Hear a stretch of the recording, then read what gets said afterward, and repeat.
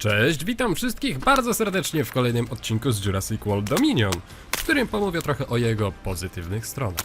Bo mimo, że był to słaby film, to jednak jakieś pozytywy udało mi się wypatrzeć. Było ciężko, ale się udało. Zatem bez zbędnego przedłużania lecimy z materiałem. Zapraszam.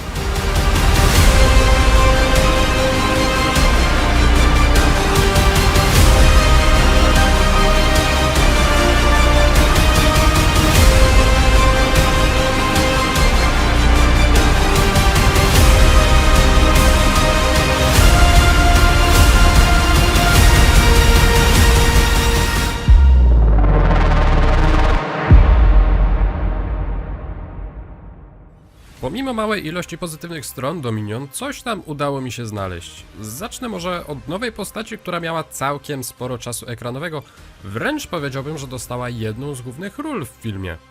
Mowa tutaj oczywiście o pani ex-pilot, szmuglerce, która chce zmienić swoje życie, Kaylee Watts. Mega charyzmatyczna babka, która nadrabia swoją siłą brak charyzmy w pozostałych postaciach. Twarda z niej sztuka i nie ma problemu w filmie, którego nie rozwiązałaby paralizatorem. Dzięki wcześniejszej współpracy z Biosyn dobrze znała spotykane gatunki, więc śmiało mogła robić za informatora, gdy na drodze spotykali niebezpieczeństwo. Nawet Owen myślał, że widzi alozaura, a Kayla wyprowadziła go z błędu, mówiąc, że to giganotozaur.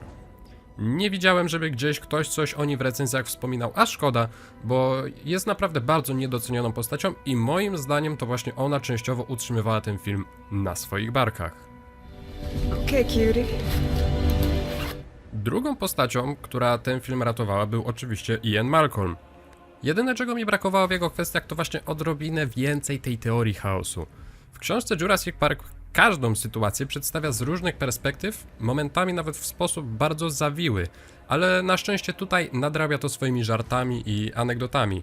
Ale o nim już mówiłem w recenzji i link do niej gdzieś tutaj wam się teraz powinien wyświetlać. I don't know how I can possibly be more specific other than to say that the one you want is marked with E1. E1. Dinozaury w tym filmie mają mało czasu ekranowego, ale na szczęście, kiedy już się pojawiają, to można je podziwiać w naprawdę dopieszczonej scenerii i przyjemnie się ogląda, zatem taki mały plusik na osłodę.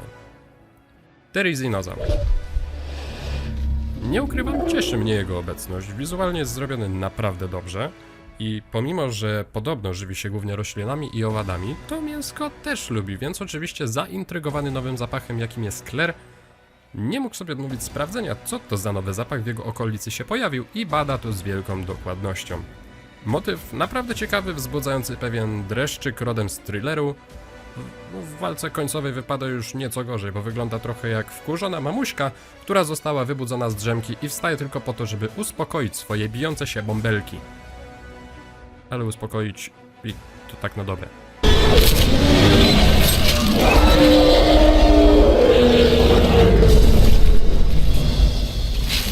Giganotozaur. I nie chodzi mi tutaj o walkę finałową, ale nie będę mówił, że była najzwyczajniej chupa. Kurde. Miałem tego nie mówić. Be specific. W zasadzie wszystkie sceny z nim były dobre. Pierwsze dwie części Jurassic World przedstawiały nam bezmyślne potwory zabijające dla zabawy. Natomiast tutaj wreszcie widzimy coś zupełnie innego. Pokazany jest ze strony drapieżnika, ale takiego, który pilnuje swojego terytorium. Który, gdy wlezie mu na kwadrat ktoś, to daje mu kopa w dupę i wyjazd, bo to moja ziemia. To mi się naprawdę bardzo podobało. A drugim momentem z jego udziałem jest oczywiście polowanie na naszych bohaterów po szarańczowym deszczu.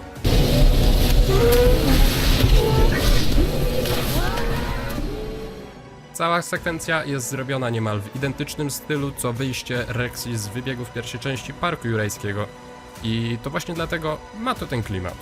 Jest tam akcja, wieje grozą, naprawdę mega. No i jeszcze przez chwilę był smokiem, to już trochę ich fantazja poniosła. Dracarys.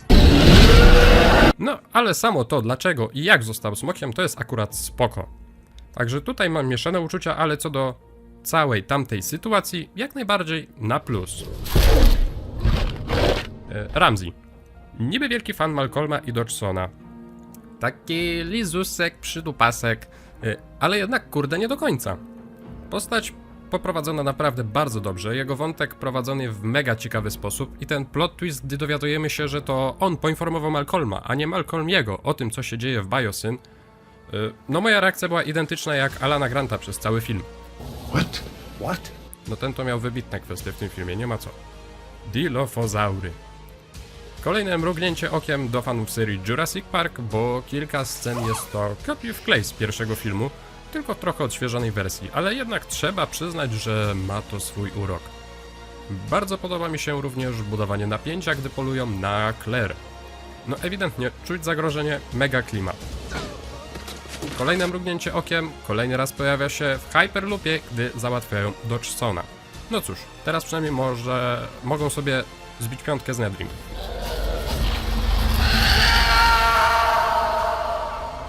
Jak zginąłeś? Zjadły mnie dilofozaury przez twoją puszeczkę. No coś ty, mnie też zjadły dilofozaury, piona! I tym pozytywnym akcentem kończymy ten materiał. W komentarzu dajcie znać, jakie sceny w filmie wam najbardziej się podobały. Subskrybujcie kanał, bo do pierwszego 1000 już niewiele brakuje, a tymczasem ja się z wami żegnam.